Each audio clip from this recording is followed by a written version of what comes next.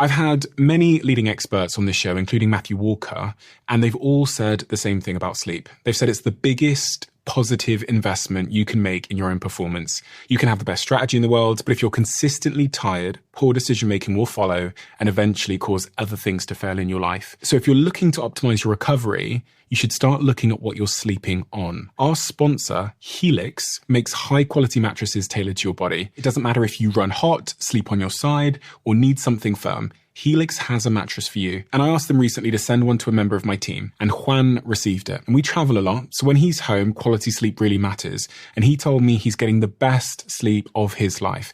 And the data backs it up, with 82% of people in a Helix study saying they saw an increase in their deep sleep. And with a 120-night trial, you've got 4 months to prove it to yourself. You can get 27% off at helixsleep.com/diary. That's helixsleep.com/diary. I wanted to know, really from you, like what role responsibility plays in people's outcomes. Okay, that's a big one. Yeah. You promised me some easy questions today. Never. Responsibility is huge. It's just massive. It's one of the predeterminants of successful outcomes is our ability to take ownership and accountability. So circumstance and situation push and pull us in different directions on a daily basis. The world is complex, it's uncertain, it's unpredictable, all of those things. The people who perform best have huge levels of responsibility, an ability to respond to those circumstances and situation, no matter what they are, to drive the best outcomes or opportunities. So I always said it as a circle of concern, water cooler conversations, the stuff that's going on, around us, circumstance, situation, incidents and accidents. Then there's a circle of influence. And the circle of influence is where we make choice. That's what it's about. So responsibility is all about choice for me. And I absolutely guarantee you now that circumstance and situation is not a predictor of success. Because we know of people who are born into privilege. They had great role models, had good access to opportunity, to wealth. They had good guidance and good support. And they ended up dying heroin addicts in prison. We know some people born with a physical disadvantage. Now, the lack of good role models, now the lack of guidance, lack of support, lack of opportunity, they grew up to be some of the most successful people who have ever walked this earth. So it proves beyond doubt that attitude is more important than intelligence or facts. And I genuinely believe that to be true in all areas of high performance, that attitude is more important than intelligence or facts. I always say, give me I will over IQ. Any one of my teams, I'd rather have I will over IQ. Because high technical expertise, I'm talking about the Western world at the moment, high technical expertise is no longer as valuable as it used to be. And the reason why high technical expertise is no longer as valuable as it used to be is because we can Google things. That's why. So knowing a lot isn't where your success is going to come from. It's not what you know which is important. It's how you think about what you know. And how you bring it to life with your character and personality to determine the best outcomes or opportunities. So, I genuinely believe that the only way in which businesses or people will become successful and truly perform to their optimum is taking full accountability and ownership. We need to almost move away from circumstance and situation, which is a distraction. So the more that we realize that our success is dependent upon us and not on situation, the better. And because the world is so unpredictable, we need to simply learn to dance on a shifting carpet, not see the rug being pulled from under our feet. Life is a game of continual adjustment. And it doesn't matter what happens. It's how we react and respond to it to determine those best opportunities or outcomes. And I think that, it's funny because this year I'm working with a lot of businesses and on culture, on team, people strategies. And the focus on responsibility has never been higher, mainly because we've been asked to stay apart. People are having to determine their own work schedules. People have to determine their own working week. They're going to have to take responsibility for driving the best outcomes whilst they're not surrounded by a team or working directly with a leader.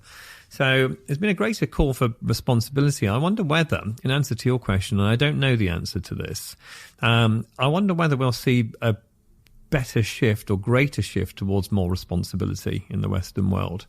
Because I agree with you. I think that many of us will see ourselves as a victim of circumstance and situation and not necessarily see the beauty in the chaos because of it. You talked there about the internet as well and the power of the internet and how that's been a bit of a leveler which is a really wonderful thing, I think. How important is it, do you think, when you think about the successful people you've worked with, to be a sort of self-driven learner beyond school? Do you see specifically in the sort of upper echelons of like business, the ones that are the people that are most successful are proactive, sort of self-driven? Yes. Yeah, I think it's true. I think that I would say that our only sustainable competitive advantage is to learn faster and better than your competitors. So, and you think about that for a business, you think about that for a leader, you think about it for a sportsman. It's probably true, isn't it? Our only sort of sustainable competitive advantage is just learn faster and better than anyone else. Like the two paraline line. And analogy.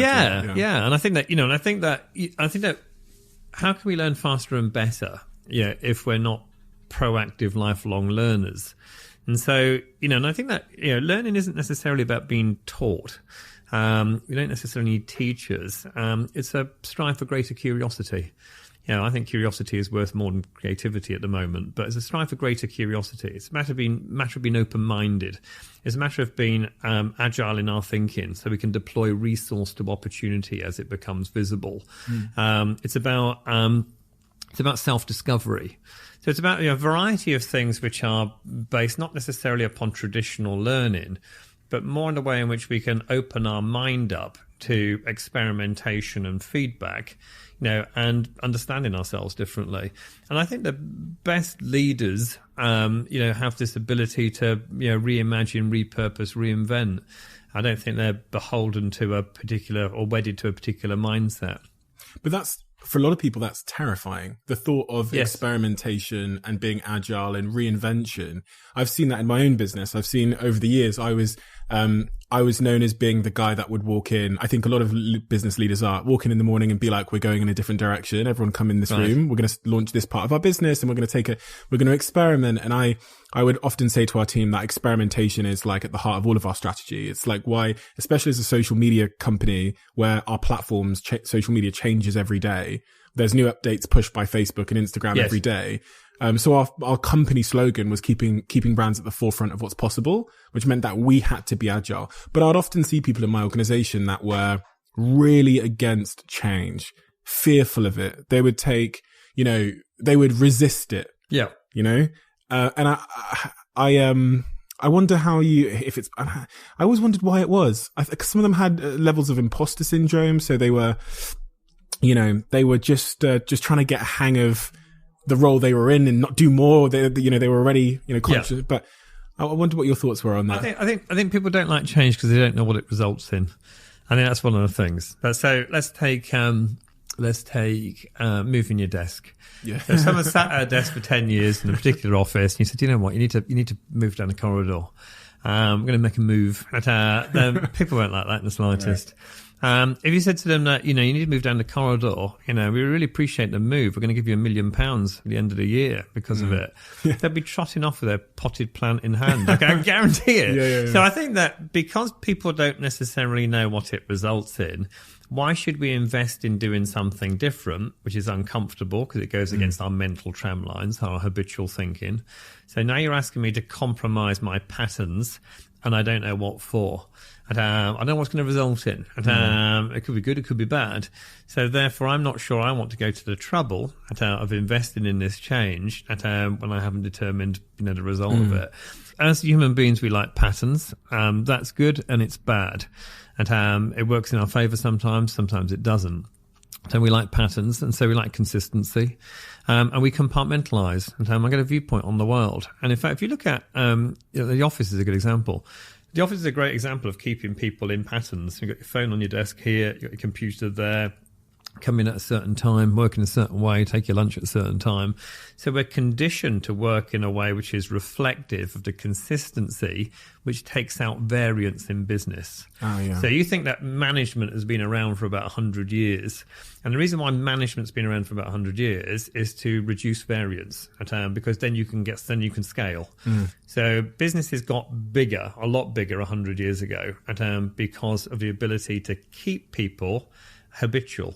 So because we become conditioned to do this, and everything around us keeps us in a pattern that we quite like being in. As soon as you start to move outside of that, there's a level of discomfort. So I guess leaders can allow people to make change and embrace change. I guess there's a few points. One, it's always best if it's co-authored and co-created. Right. So let's involve people in what that change looks like. It's always best if we look at our organisations or teams as a community instead of as a team or an organisation. At the moment, communities are outperforming bureaucracies and hierarchies when it comes to maximising human talent. So let's try and form a community. Let's co-author and co-create. And then let's have a look at peer recognition, peer coaching, peer challenge. It doesn't need to be a top-down thing done to people. It can be something which can happen from the inside out. You know, it's meaningful when something is endorsed by others that you feel an affinity with.